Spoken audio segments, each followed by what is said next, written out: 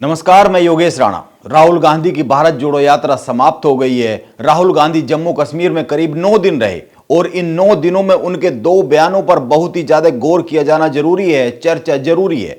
उन्होंने लाल चौक पर तिरंगा झंडा फहराकर यात्रा को समाप्त किया। हालांकि पहले उन्होंने लाल चौक पर तिरंगा झंडा फहराने से मना कर दिया था। उनका कहना था कि लाल चौक पर तिरंगा झंडा फहराया जाना आरएसएस के एजेंडे का एक हिस्सा रहा है, जिसको वो नहीं करना चाहते। लेकिन अंत में उन्होंने वहां पर तिरंगा झंडा फहराया और इस आयोजन में राहुल गांधी के 3 प्रमुख मित्र मौजूद नहीं रहे। एक फारूक अब्दुल्ला, 2 उमर अब्दुल्ला और 3 महबूबा मुफ्ती। ये तीनों वहां क्यों मौजूद नहीं रहे, इस पर भी बात की जानी चाहिए। लेकिन पहले राहुल गांधी के 2 बयानों पर बात करते हैं। भारत जोड़ो यात्रा को समाप्त करने से पहले राहुल गांधी ने एक प्रेस कॉन्फ्रेंस की, जिसमें उन्होंने कहा भाजपा का कहना था कि 370 हटाने के बाद यहां पर सब ठीक हो गया है, लेकिन यहां पर टारगेट किलिंग हो रही है। उन्होंने यह भी कहा कि पहले जम्मू कश्मीर को जम्मू कश्मीर के लोग चलाते थे, आज बाहर के लोग जम्मू कश्मीर को चला रहे हैं। यह राहुल गांधी ने अपनी जम्मू कश्मीर में भारत जोड़ो यात्रा को समाप्त करने से पहले जम्मू कश्मीर में जो वो रहे हैं, इस दौरान उन्होंने कहा। ये उनके बयान रहे। अब 2 बातों पर ध्यान दीजिए। जम्मू कश्मीर में आतंकवादी टारगेट किलिंग को अंजाम दे रहे हैं। पहचान पत्र देखकर जम्मू कश्मीर से बाहर के लोगों को मारा जा रहा है। बाहरी लोगों की हत्या को आप सीधे सीधे जम्मू कश्मीर को देश के अन्य हिस्सों से अलग करने की दिशा में की जा रही आतंकी कार्रवाई साजिश के तौर पर आप इसको समझ सकते हैं। यानी कुछ लोग हैं जो चाहते हैं कि जम्मू कश्मीर में देश के अन्य हिस्सों के लोग ना जाए, यह क्षेत्र देश के अन्य हिस्सों से अलग रहे, कटा रहे। और ऐसे समय पर राहुल गांधी जम्मू कश्मीर में कह रहे हैं कि जम्मू कश्मीर को बाहरी लोग चला रहे हैं, जम्मू कश्मीर में बाहरी बनाम स्थानीय जैसे बयान देकर इस समय पर आग में घी डालने जैसा सीधा सीधा एक काम है। इसको इसी तरीके से कहा जा सकता है। यह चिंता की बात है। आप गौर कीजिए।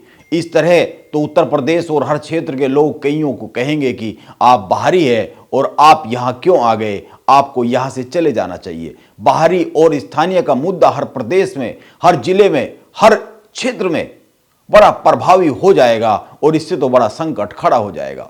राहुल गांधी की इस यात्रा का जो सबसे बड़ा मकसद रहा है, जो कांग्रेस ने खुद बताया है, और वो यह बताया है कि भारत को एकजुट करना और साथ में मिलकर देश को मजबूत करना। लेकिन राहुल गांधी का यह जो बयान जम्मू कश्मीर में आया है, यह क्या देश को एकजुट करने वाला है? यह एक बड़ा सवाल है। भाजपा को रोकने के लिए क्षेत्रवाद और जातिवाद को बड़ी तेजी से हवा दी जा रही है। देश के अलग अलग हिस्सों में आप देख सकते हैं, अलग अलग प्रदेशों में कैसे अगड़ी, पिछड़ी और दलितों और अन्य मुद्दे बनाए जा रहे हैं। यह कितना सही है, इस पर बहस होनी आज के माहौल में जरूरी हो गई है। राहुल गांधी ने खुद करीब 4000 किलोमीटर की यात्रा की है। वो 12 राज्यों से ज्यादा राज्यों में होकर गुजरे हैं। करीब केंद्र शासित प्रदेशों को भी मिलाया जाए तो 14 राज्यों से होकर गुजरे हैं। 145 दिन की यह यात्रा की गई है। 4000 किलोमीटर से ज्यादा की यह यात्रा रही है। किसी भी राज्य ने, किसी भी राज्य के नागरिक ने, किसी भी राज्य की सरकार ने यह नहीं कहा कि आप यहां मत आइए। आपके पूर्वज तो पहले जम्मू कश्मीर और फिर उत्तर प्रदेश से आते हैं। राहुल गांधी ने जम्मू कश्मीर में खुद कहा है कि उनके पूर्वज कश्मीर से थे। मेरा परिवार कश्मीर से ही निकला है, उत्तर प्रदेश में कश्मीर से ही गया है। क्या उत्तर प्रदेश के लोग राहुल गांधी को कभी बाहरी कहते हैं? यह भारत जोड़ो यात्रा के अंतिम पड़ाव पर स्थानीय और बाहरी की भाषा बोलकर राहुल गांधी जम्मू कश्मीर के लोगों में एक विभाजन की रेखा क्यों खींचना चाहते हैं? क्या इसके पीछे कोई राजनीतिक मकसद है? हालांकि यह समझा जा सकता है कि इसके पीछे राजनीतिक मकसद ही है, क्योंकि इसी साल जम्मू कश्मीर में विधानसभा के चुनाव होने हैं। लेकिन कांग्रेस तो शुरू से ही कहती रही है कि यह जो भारत जोड़ो यात्रा है, यह गैर राजनीतिक यात्रा है। यह भी ध्यान में रखा जाना बहुत ही जरूरी है।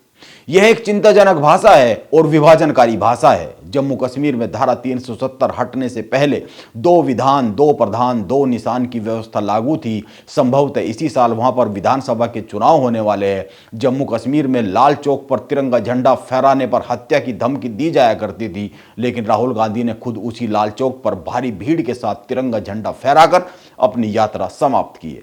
क्या यह बदलाव की एक बड़ी तस्वीर दिखती नहीं है? यह तो बहुत ही आसानी से समझ में आ जाने वाली बात है। इसके बाद भी बाहरी और स्थानीय के मुद्दे को हवा देना बताता है कि राहुल गांधी उनके विचारों को हवा दे रहे हैं, जिन्हें सदैव जम्मू कश्मीर के भारत के साथ होने पर आपत्ति रही है। आप एक बात पर गौर कीजिए, जब राहुल गांधी की यात्रा ने जम्मू कश्मीर में एंट्री की थी तो नेशनल कॉन्फ्रेंस के प्रमुख फारूक अब्दुल्ला राहुल गांधी का स्वागत करने आए थे।